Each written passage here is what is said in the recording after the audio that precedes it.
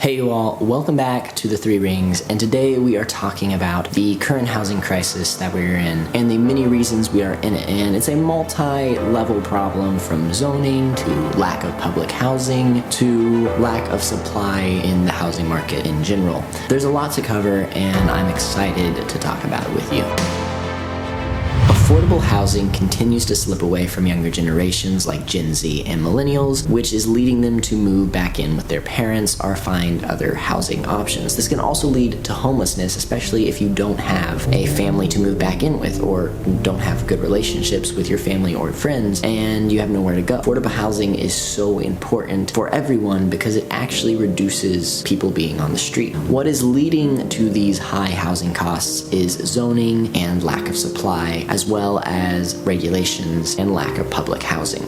Let's talk about zoning first. So currently one of the most expensive cities to live in is San Francisco. And a lot of this is due to San Francisco's zoning laws. Most of the city of San Francisco is zoned for single family home zoning, meaning you buy a plot of land, you can only build a home on it that one family can live in. If they change this law to maybe be multifamily homes or duplexes, which really wouldn't increase like apartment buildings popping up, but just homes that can house more than one family, this would relieve some of the supply needs for housing. But San Francisco has a lot of laws in place that just don't allow it with zoning. The zoning laws in place in San Francisco and a lot of other cities in America are steeped in segregation and racism. Zoning and redlining is a thing that we dealt with in the past and has just disproportionately affected the Black community and many communities of color. And it's really sad because basically all these neighborhoods that are owned by majority white people are basically not allowing anyone to have new homes, right? People of color and lower income families tend to live in multifamily home housing or duplexes or triplexes. And basically these richer neighborhoods that are all single family home zoned do not want duplexes and triplexes next to their neighborhood because they said it could affect the character of their neighborhood. Basically, they just don't want people of color in their neighborhoods. They're plainly working with racist laws and zoning to keep people out. And this is super sad because number one, it's just hurting people. Number two, it's driving up the housing prices for every single person who's looking to get a house because duplexes and triplexes are really good. You can build a larger home and two families can live in it. That would relieve a lot of housing supply issues, but the city zones against it. Now we are seeing some loosening of zoning laws in cities like Minneapolis, and here in LA, people are starting to move forward with getting rid of single family home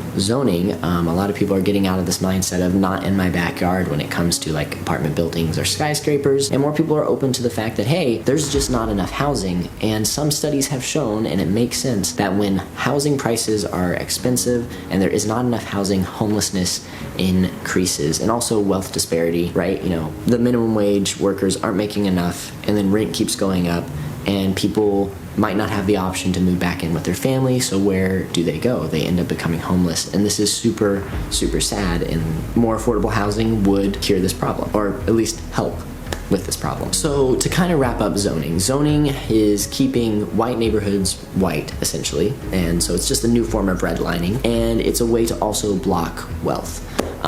The people who, got to buy homes in these neighborhoods back in the day got them way cheaper. They were buying a home when it was $100,000 in California, and that home is now worth millions. But no one from the next generation, no one from a different community can achieve the same goal or the same dream that they had because they want to gatekeep that. And this is really where it sucks because it shows the greed of our past generation. The baby boomer generation, just in everything that it does, and I know there's great baby boomers out there, so I don't want to smash on the good ones. My parents are baby boomers and they're great. But they benefited from such a great market of housing, and then they took all of it from everyone and made a bunch of laws that were bad and hurt the community as a whole and people, and just kept everything for themselves. And now it's hurting everyone. Millennials and Gen Z are renting longer than ever before, and the idea of owning a home is slipping away from millions of Americans. And this is really, really sad, especially because The marketing that you receive in America with the American dream is, hey, you can buy a home, you can get a car, you can achieve whatever you want. But the fact is, renting is now more affordable than mortgaging, and mortgaging used to be somewhat more affordable if you could get the right loans, but it's not anymore. Just looking at homes around here, and not even full-size homes, but condos or even pre-manufactured homes, it's still very expensive to mortgage something that's not that big. Some homes and condos to buy out here, like it's $500,000 for like an 800 square foot condo. That's ridiculous. And this is again due to supply, zoning, and a multitude of other things. By fixing zoning and simply adding duplexes and triplexes, you would build up so much more available housing. So a lot of neighborhoods don't even need big apartment buildings to become a part of the ecosystem. Just allow zoning for multifamily home housing. And again, LA, with the United LA Housing Program, I believe it passed in our midterm bill, is going to allow for more of that, and more people are going to get housed. And I'm hoping our new mayor, Karen Bass, will lead with that and help a lot of people, because LA needs more housing and prices need to go down. Cities need to be affordable because the people who work in them need to be able to afford to live here to work in the industries that they work in. It's kind of just common sense, but it's weird that our world, when it comes to like finances and all these people that have the money, don't seem to really be running on common sense, but they seem to be running on greed. Rampant greed that is going to lead to more recessions and more economic collapses. And then, this whole cycle, and this is a tangent, of greed is really just bad for everyone. Like, yes, you make a lot of money in the short term, but then a bunch of people lose money, a bunch of people get hurt, and then you have to lower prices, everyone starts buying again, then you raise them, and you keep repeating the cycle. And it's abusive. It's not cool. So please stop, people in power. That would be great. But by just building duplexes and triplexes, you would make so much more housing available and lower prices on rents and homes, and it would be great. So let's do more of that. That would be awesome. Let's talk about public housing next, because it's important and can actually make a more competitive rent market for the entire industry. So building new public housing in the US is actually illegal. Back in the 1990s, whenever Clinton was president, he passed a bill that did not allow the new building of any public housing unless older structures were destroyed. And America's public housing is pretty dismal. It's really bad. It was not well taken care of. It was in disarray. Like, it was not good. Like, people kept their stoves open to heat the entire apartment. Maintenance was horrible. It was not a good thing. Like, just really bad. Public housing was made illegal unless the old housing got destroyed, and we really just don't have a lot of public housing in America, and in the past it wasn't that great. But a city we can look to with amazing public housing is Vienna in Austria. Vienna has one of the best public housings in the world. In fact, a majority of the people who live in Vienna live in public housing. And because of this abundance of public housing and its relatively cheaper price to private housing, the private sector has to lower their prices to be competitive with the public housing sector, which means the people winning in this situation aren't the corporations, but the consumers who want to live. And most of these people rent for like a long time, sometimes for life. They'll live in these buildings with these communities, and they're really good buildings. Like, they're really well built, they're nice, and like people get to plan out stuff. Like, it's so much more communal and like just holistic and amazing. And the government works with private contractors, works with private companies with leasing land and building things. So the private sector is still getting money, and the private sector does also have to compete with the public sector, but there's this more of a synergy, and the people who benefit are your consumers, the people wanting to rent and needing to live. And in Vienna, most people live in public housing, and it's really well done.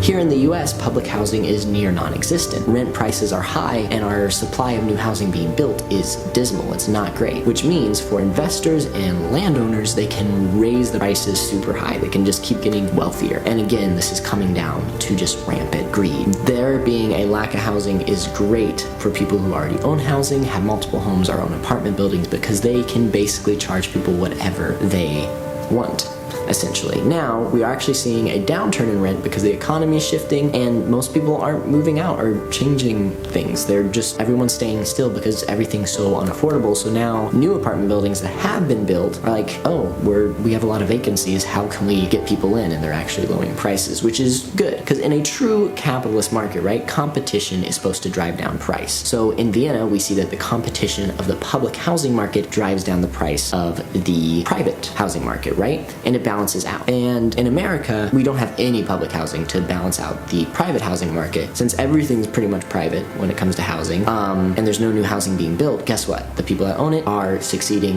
with the money. They're making a lot. So we need to loosen up regulation on building new homes, because there is a lot of restrictive regulation, like we talked about in the first part of the video with zoning. And we need to keep the regulation that keeps our planet green and we're not polluting while we're building. But we need to get rid of a lot of regulation that makes building new buildings expensive, because the fact is we need public housing. We need more housing in general.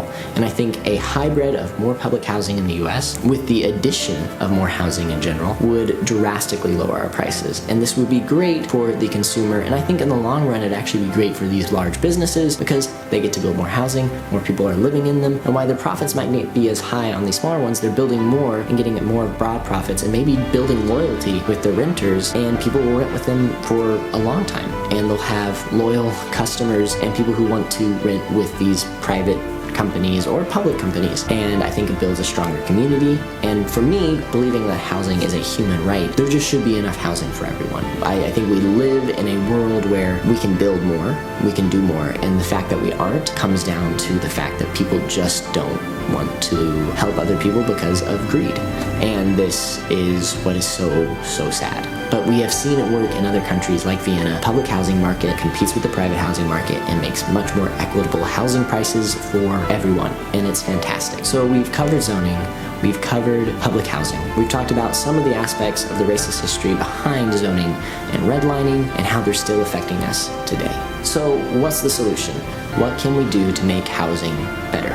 First off, we need to get rid of single-family home zoning. Cities like Minneapolis are already doing this, LA is leaning more towards it, and this will help lower prices. We also need to lower regulations and maybe lower the amount of control local organizations like the HOA have and the amount of fees that they will tack on to owning a home. Then we need to also build more public housing and more housing in general. Those are just a few of the things we can do, and I think just by implementing those three things, and it's easier said than done, but if we do that, housing prices will go down and it will benefit everyone. More people will want to buy homes, and you're going to see this resurgence in home buying, and I think it will actually stimulate the economy. And like in our last video with wages, if you raise the wages of workers and actually pay people a fair wage, they're going to want to buy homes, new cars, and more stuff. Most people, want to have things. And I think that sometimes, I don't know if large companies forget this or don't think about it, but like the more you pay people, the more they'll actually spend. And like some are going to save and make their own companies and do that stuff. The more you pay people, the more they're going to be willing to give back into the economy. And by making housing more affordable,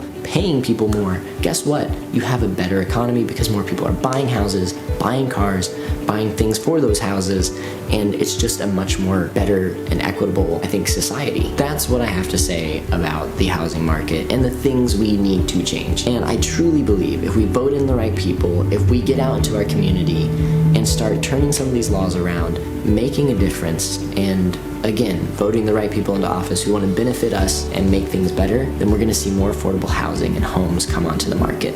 Because back in the day, it was like, I think 2 times your income, I guess, would be to afford a home, right?